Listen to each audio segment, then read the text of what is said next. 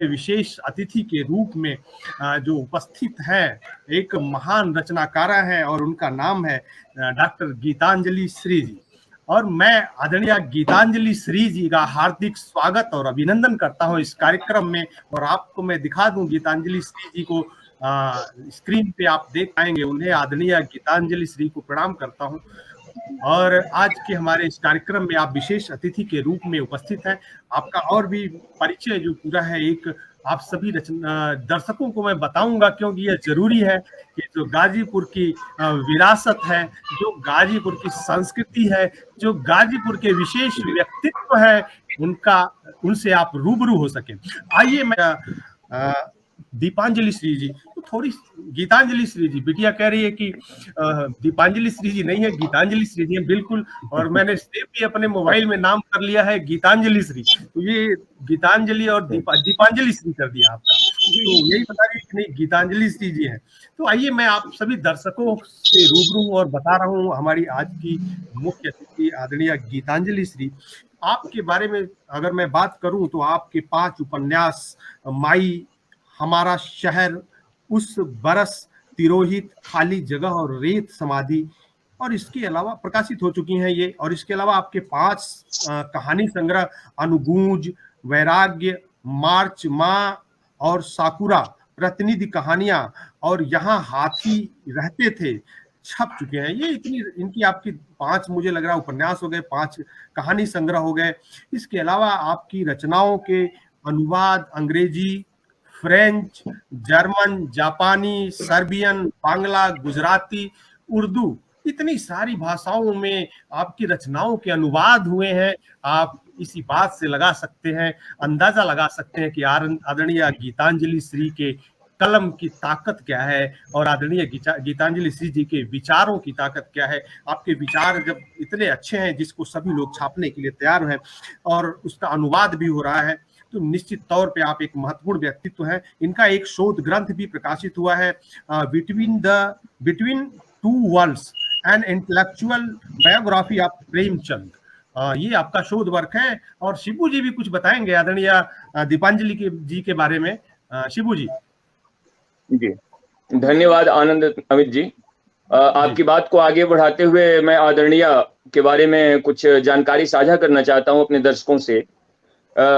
वो ये है कि डॉक्टर गीतांजलि श्री लेख आदि तो अंग्रेजी में लिखती हैं, लेकिन साहित्य हिंदी में लिखती हैं, जो आपके हिंदी के प्रति प्रेम को प्रदर्शित करता है। यूरोप और अमेरिका के कई विश्वविद्यालयों में आपकी पुस्तकें पाठ्यक्रम का हिस्सा बनी है। श्री स्वयं भी रीडिंग टूर और साहित्यिक गोष्ठियों के लिए जगह जगह जाती हैं।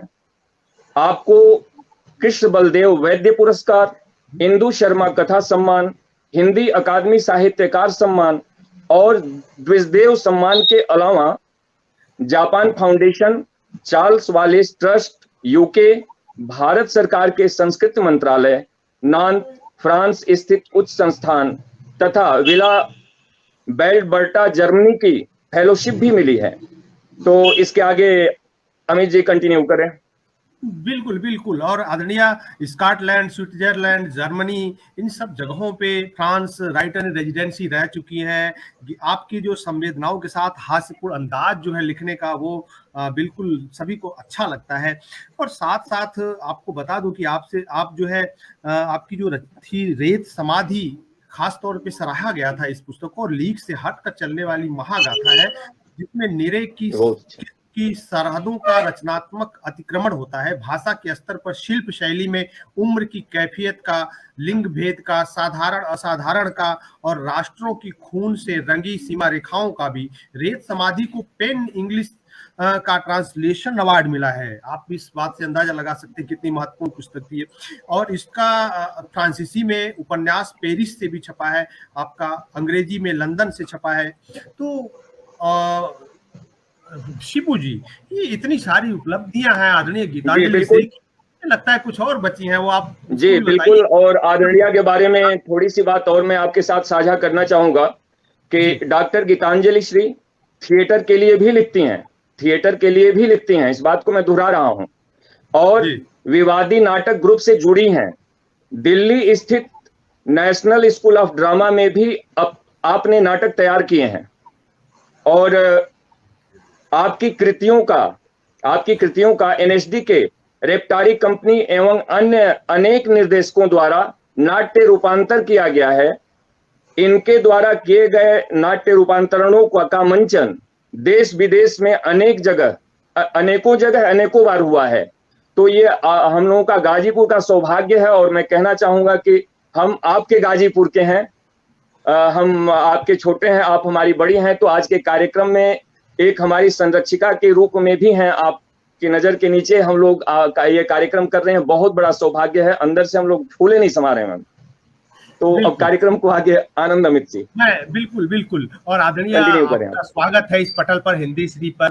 और आप विशेष तौर से आज हमारे एक छोटे से आग्रह पर उपस्थित हुई, इसके लिए हम बहुत बहुत आभारी हैं आपके। और आज आपके इस कार्यक्रम में आपके विचार हम लोग जानेंगे और गाजीपुर से आपका क्या संबंध है, क्यों आपको कहा जा रहा है, आप जबकि रह रही है दिल्ली में, गाजीपुर से क्या संबंध है, उसके बारे में भी जानेंगे। लेकिन इसके साथ ही हम आगे बढ़ते हैं और आप सभी दर्शकों को शेरनी हमारे साथ, जिन्होंने अपने कलम से दहाड़ा, अपनी कलम की ताकत से पूरे हिंदुस्तान ही नहीं पूरे विश्व को अपनी ओर आकर्षित किया है, अपने विचारों से, अपने विमर्शों से लोगों को सोचने पर मजबूर किया है। ऐसी एक रचनाकार हमारे साथ उपस्थित है, डॉक्टर गीतांजलि श्री जी। ये गाजीपुर की रहने वाली है और ये गाजीपुर के बेटियों का दम है, ये गाजीपुर के बेटियों की सोच है, ये गाजीपुर के बेटियों का दम है और ये गाजीपुर के बेटियों की सोच है और इस पे हमें गर्व है, नाज है अपनी बहनों पे। जी आगे, हाँ कंटिन्यू रखें। बिल्कुल। और भाव उछल रहे थे। हाँ, मैं आमंत्रित कर, भाव ही उछलने चाहिए और नहीं उछलेंगे तो कार्यक्रम का आनंद भी नहीं आएगा। जो दर्शक हमारे साथ जुड़े हुए बहुत सारे, मैं उन सभी को एक बार पुनः आपको बता दूंगी कौन कौन से लोग हैं और मैं उसके तुरंत बाद आमंत्रित करूंगा आदरणीय गीतांजलि जी को। आपने हमारा निवेदन स्वीकार किया पटल पे आने का, उसी दिन से मन में एक शेर गूंज रहा है, तो वो मैं कह लूं आप सबकी इजाजत से। वो ये है कि मैम इतनी बड़ी, निश्चित रूप से गर्व है कि गाजीपुर के पास ऐसी बेटियां हैं जिन पे हम गर्व कर सकते हैं गाजीपुर वाले, और इसीलिए हमने जोड़ा भी, मैम से निवेदन किया और मैम ने सहर्ष स्वीकार किया। पहली बात में कहा कि नहीं आप बात करते रहना और मैं जरूर आऊंगी पटल पे। और तो मेरे मन में एक शेर आया मैम के लिए, मैम आपके लिए खास करके तवज्जो चाहूंगा आपका, कि जो आला जर्फ हैं अहले गरज से झुक के मिलते हैं, जो आला जर्फ हैं अहले गरज से झुक के मिलते हैं, सुराही सर निगू हो के भर देती है पैमाना, सुराही सर निगू हो के भर देती है पैमाना। तो आज वही हाल है कि मैम आज आशीर्वाद देने के लिए हम लोगों के बीच आई हैं, तो आप मैम को आमंत्रित कीजिए सादर। जी सादर आमंत्रित करता हूं मैं मंच पर आदरणीय गीतांजलि श्री जी, स्वागत है आपका। नमस्कार। सबसे पहले तो मैं तहे दिल से आप सबको शुक्रिया कहना चाहती हूँ। शिबू जी, अमित जी, आनंद जी, आप सब जो इस सुंदर कार्यक्रम, क्या है इसका नाम, शब्द गंगा गाजीपुर, इसके जितने आयोजक हैं, आप सब जो इसके पीछे हैं, आप सब ने मुझे ये मान दिया, ये मेरे लिए सौभाग्य की बात है। और ये मैं बिल्कुल सच्चे दिल से कह रही हूँ, क्योंकि मुझे लगता है कि ये ऐसा मौका है, एक ऐसा पल है जिसमें कुछ चीज़ें जो हम भूले बैठे हैं उनको सामने लाने का, व्यक्त करने का, महसूस करने का हमें अवसर मिलता है। तो मैं ये समझती हूँ कि आपने बहुत अच्छी पहल की है जो इस तरह का कार्यक्रम रखा है, और जो दो चार मेरे मन में को लेकर मैं ज़रूर आपसे करूँगी।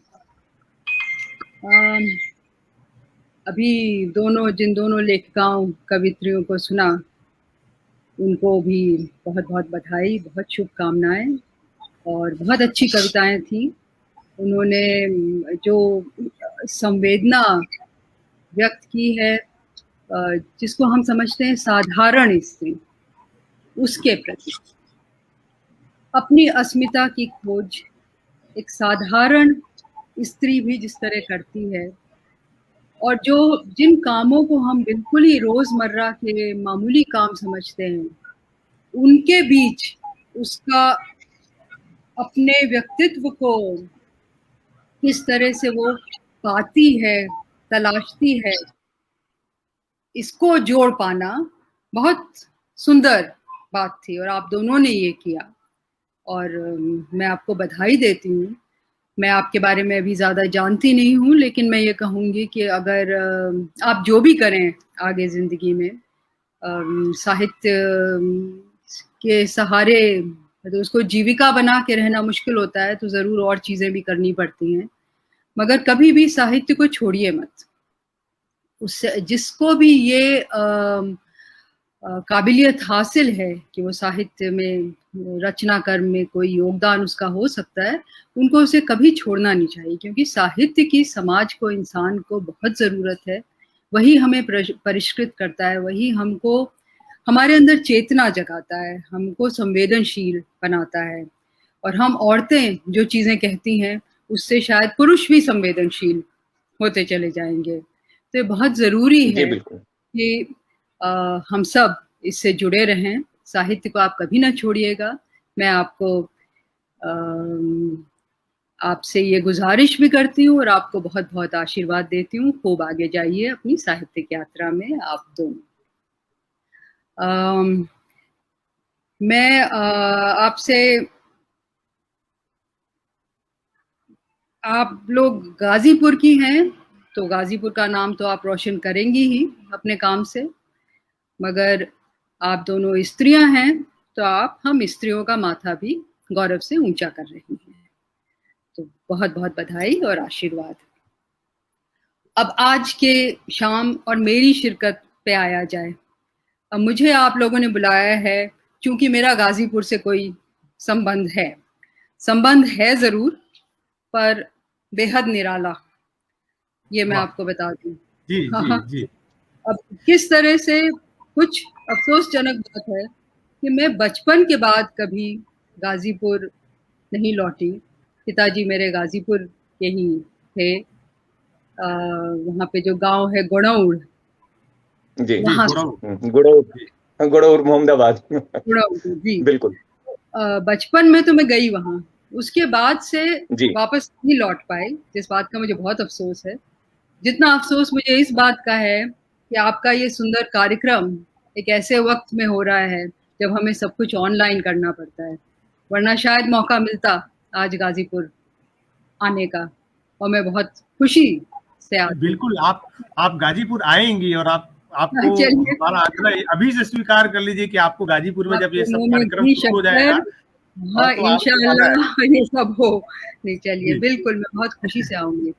तो मैं ये कहना चाह रही हूँ कि देखिए, अजीब सा रिश्ता है कि पिताजी गाजीपुर के, मेरे पिताजी का नाम अनिरुद्ध पांडे और पिताजी गुणौर के, और मैं उनकी तस्वीर लाई कि मैं सबको दिखाऊं। ये है मेरे पिताजी। जी, तालियों से सभी लोग स्वागत करें पटल पे। जी, निश्चित रूप से। कुछ साल नहीं, अब तो काफी साल हो गए वो जी ये छोड़ के चले गए, आगे चले गए, मगर बहुत ही गजब की हस्ती मेरे पिताजी थे। और गांव में उनका आप आदरणीय भी कुछ पुस्तकें लिखे हैं, ये हमें जानकारी मिली थी, तो उसके विषय में थोड़ा सा मैं बता रही हूँ। वो गांव में उनका बहुत मान सम्मान अभी भी है, इसलिए कि वहाँ के जो बहुत ही पढ़े लिखे लोग थे उनमें से ये एक हुए। और शुरू में ये फौज में गए मेरे पिताजी, और उसके बाद IAS में आ गए और बहुत ऊंचे अफसर रहे, लेकिन साहित्यकार साथ साथ रहे, रचना कर्म उनका साथ साथ चला और लोक भारती प्रकाशन से उनकी बहुत सी किताबें आई। तो ये माहौल था जिसमें मैं पल बढ़ पाई। गाजीपुर पे लौटना चाहूंगी एक मिनट।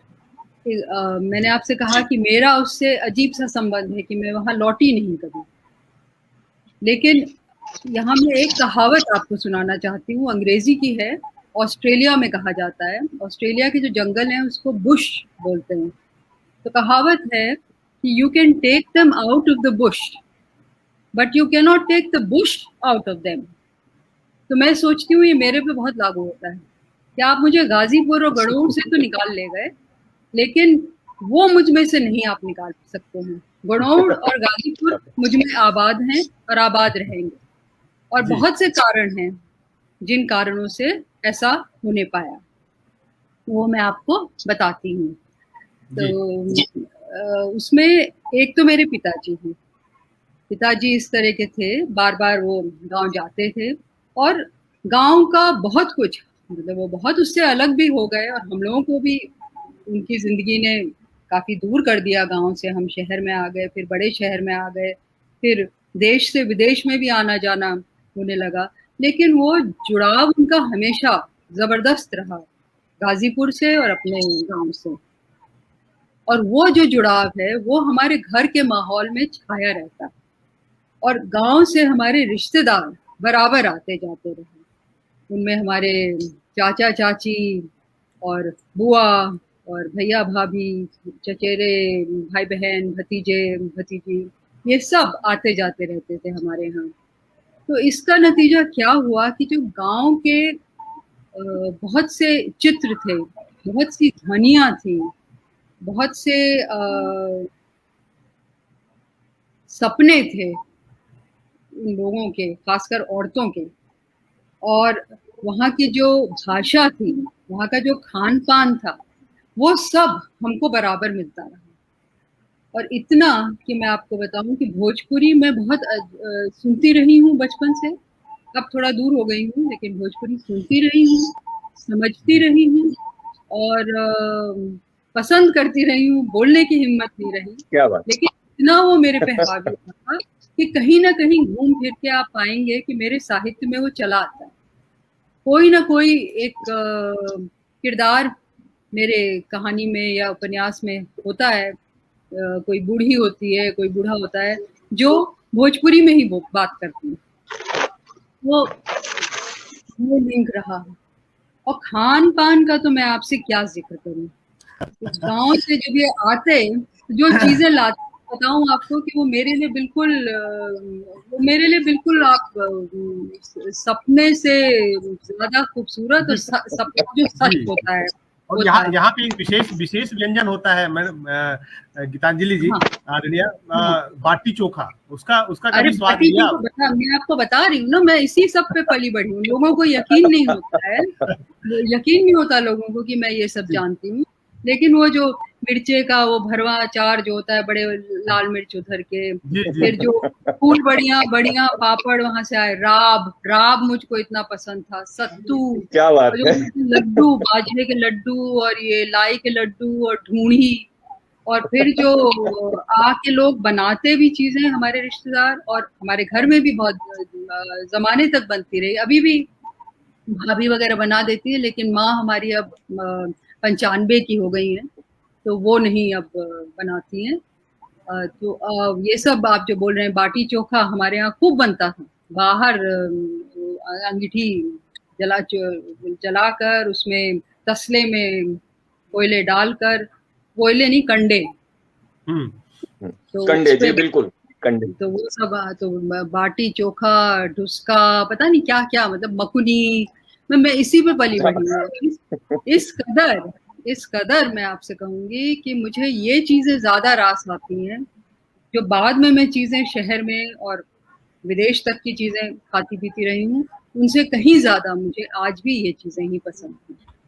तो ये मेरा एक बहुत ही जिंदा लिंक रहा है गाजीपुर और गणौर से। और उसमें ये भी शामिल है कि जो आए वो गाजीपुर की गंगा हमेशा मेरे लिए, मेरे यहाँ पे रही, मेरे भीतर रही, वो वहां से कभी नहीं गई। जबकि मैं बचपन के बाद नहीं गई हूँ उस तरफ। जो खेत खलिहान देखे, जो कुआं देखा, तो सब मेरे उसमें। उधर शायद इसकी किसकी कॉफी को क्या बोलते हैं, जो अफीम, अफीम फैक्ट्री, अफीम की फैक्ट्री। हाँ। तो वो जो लाल फूल होते हैं, कारखाना, पोस्ता। तो वो खूब याद है उस समय उसकी का। खेती होती है। हाँ, खेती होती है। तो ये सब चीजें मतलब रह गई मेरे मन में, और जो रहा, वो जो आते थे वो फिर से उसको और मेरे अंदर जिंदा कर देते थे। दूसरी चीज जो हुई वो ये थी कि जो मेरी बुआ वगैरह आती थी, बुआ चाची, उनके घूंघट मुझको परेशान करते थे, इतना परेशान करते थे कि हजारों सवाल मेरे मन में औरतों को लेकर उठे। और मैं समझती हूँ कि कहीं ना कहीं इसने मेरी संवेदना को बहुत तराशा और मेरे अंदर बहुत से नई बातें, बहुत से पशुपेश इसने डाले, और ये सब ये गाजीपुर लीग से हुआ।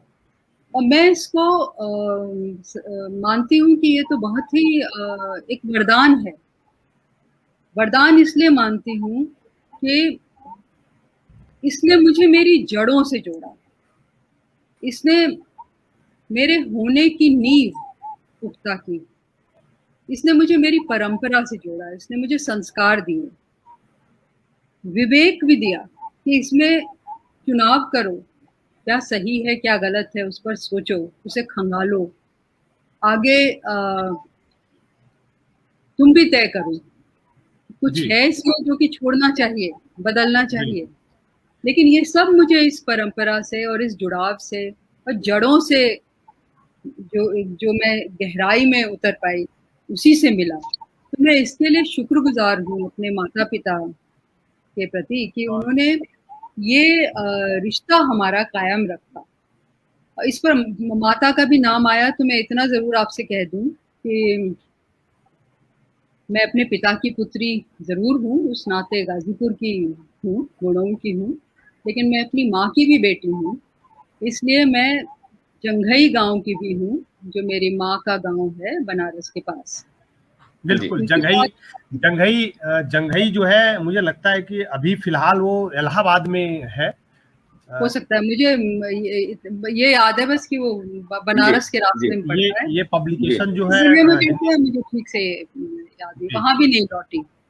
लेकिन मैं कह रही हूँ कि मेरा जो अस्तित्व है वो दोनों से मिला है मुझे। क्योंकि आज गाजीपुर के नाम ये शाम है तो मैं पिता की बात कर रही हूँ, गाजीपुर की बात। जी बिल्कुल बिल्कुल। इसी में मैं कहूंगी, मैंने अभी आपसे कहा कि बहुत से सवाल इस परंपरा ने मुझे दिए और मैं समझती हूँ ये बहुत अच्छी बात है। देखिए, घर घर की कहानी है कि जो नए पीढ़ी के बच्चे हैं, मतलब बच्चे तो नए पीढ़ी के होते ही हैं, जो नई पीढ़ी है वो अपने माता पिता से सवाल करती है, विद्रोह भी करती है, गर्मा गर्मी होती है, घर घर की कहानी है और वो जाहिर है कि ऐसा होना ही है, क्योंकि वो एक नए जमाने का जोश उनमें होता है। माता पिता में नए जमाने की चुनौतियों का डर भी होता है, बच्चों के लिए चिंता भी होती है। तो ये बहस, ये गर्मा गर्मी ठीक है, मुझे कोई इसका अफसोस नहीं है। अफसोस इतना है कि उस जो बचपन की गर्मा गर्मी थी उसमें मैंने बहुत सी बड़ी बड़ी चीजें अपने माता पिता की उस समय नहीं उतना ध्यान दिया जितना कि बाद में मैं देती रही। जब मैं वयस्क हो गई और मेरे पिताजी तो चले ही गए, तब जो छवियां लौट कर आई, मेरे अंदर मैं बिल्कुल पिघल जाती हूँ सोचकर कि ये बचपन मुझे मेरे माता पिता और मेरे पिताजी दे पाए। किताबों की दुनिया, वो खुद जो है पढ़ते लिखते थे, अफसर थे, लेकिन अपना अफसर का काम जो है दिन भर हो गया तो रात भर वो ऑफिस में बैठे हुए अपना लिखते रहते थे। कभी बाहर पेड़ के नीचे मेज कुर्सी लगाकर वहां पे बैठे हैं और लिख रहे हैं। आदरणीय गंगेश जी जुड़े, मैं आपको रोकना चाहूंगा आदरणीय मैडम, आपको क्षमा करते हुए कि आदरणीय गंगेश जी जुड़े हुए एक बड़े रचनाकार हैं गाजीपुर के।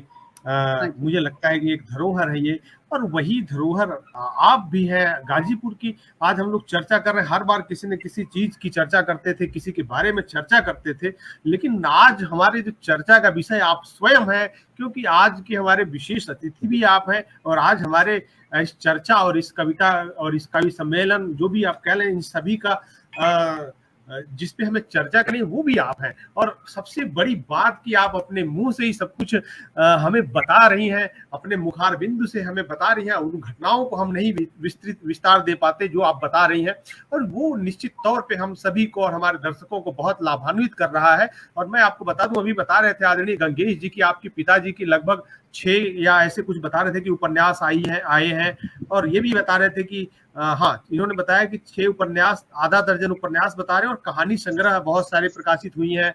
आदरणीय आपका देखिए नाम बताया था आपने, पांडे जी, अनिरुद्ध पांडे जी, स्वर्गीय श्री अनिरुद्ध पांडे जी। और वो ये गंगेश जी ये भी बता रहे हैं कि आप जो है एक प्रशासनिक अधिकारी थे और जिलाधिकारी के पद से रिटायर हुए थे इलाहाबाद से। ये सारे बहुत सारे दर्शकों को और बहुत सारे जो लोग जुड़े हुए हैं उनको आपके बारे में, आपके पिताजी के बारे में जानकारियां भी बहुत सारी है, लोग भी दे रहे हैं। तो आदरणीय गीतांजलि जी, हम लोग सुनते हैं फिर से एक बार कविता। हमारे साथ 2 विशेष रचनाकारा उपस्थित हैं और आपको पुनः मैं आमंत्रित करूंगा इसके बाद आशीर्वाद के लिए, और जो बाकी बची हुई बातें हैं उसके लिए पुनः। लेकिन सीधा सुनते हैं आदरणीय दीपांजलि श्री जी की वो बातें जो अधूरी रह गई थी, जो धरोहर है गाजीपुर की संस्कृति है। आदरणीय दीपांजलि जी, स्वागत है आपका। गीतांजलि श्री मैम, दीपांजलि जी बोल रहे हैं मुझे? हाँ आप भूल रहे हैं बार बार, नाम भूल जाऊंगी, आप जरा रट लीजिए मेरा। बिल्कुल जी, गाजीपुर से कोई आई है, उनका नाम है गीतांजलि। ओके जी, नहीं वो अभी मैं बिल्कुल खुश हो गए।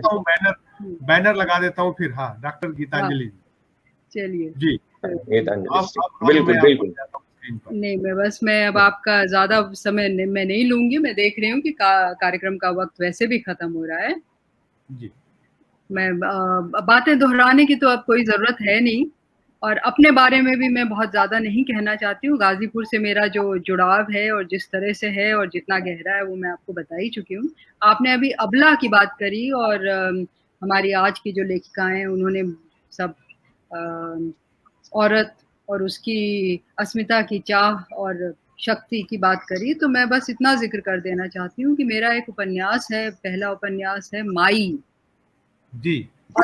माई है ही इसी के बारे में कि जो अबला दिखती माई है, जो कमजोर दिखती, कि हमेशा झुकी हुई है और दूसरों के कहे पर चलती है और लगता है कि दूसरों के इशारों पे कठपुतली की तरह नाचती है, वो असल में उस झुकी पीठ के पीछे क्या है, उसके भीतर उसके क्या है, और कैसे वो अपने दूसरे ढंग से ताकत उसमें है, और वो कैसे सब कुछ संभालती है और सब चीज़ों को दिशा देती है, और बच्चों की असल मार्गदर्शक है। तो माई है ही बारे में। तो मैं जरूर चाहूंगी कि आप में से कुछ लोग तो पढ़ें उसको। बिल्कुल पढ़ेंगे हम लोग डॉक्टर साहब। हाँ, और बाकी बस मैं फिर से यही कहूंगी कि देखिए, आप बहुत अच्छा कार्यक्रम कर रहे हैं। इसमें जड़ों का महत्व, और हम जिन छोटी जगहों से आए हैं और जिस मिट्टी से हम जुड़े हैं, वो असल हमको, हमारी ताकत हमारी वहीं से शुरू होती है, वहीं से है। अगर हम उससे नहीं जुड़ेंगे तो हम कुछ हवा में टंगे जीव रहेंगे। तो ये बहुत ज़रूरी है। आप बहुत अच्छा ये कार्यक्रम कर रहे हैं, और मैं समझती हूँ कि परंपरा और संस्कार हम सबको इससे मिलते हैं। हमें समृद्ध करता है, हमारी जड़ों की पहचान, बशर्ते कि ये हमको संकीर्ण ना करे, हमको कट्टर ना बनाए, कि बस यही है।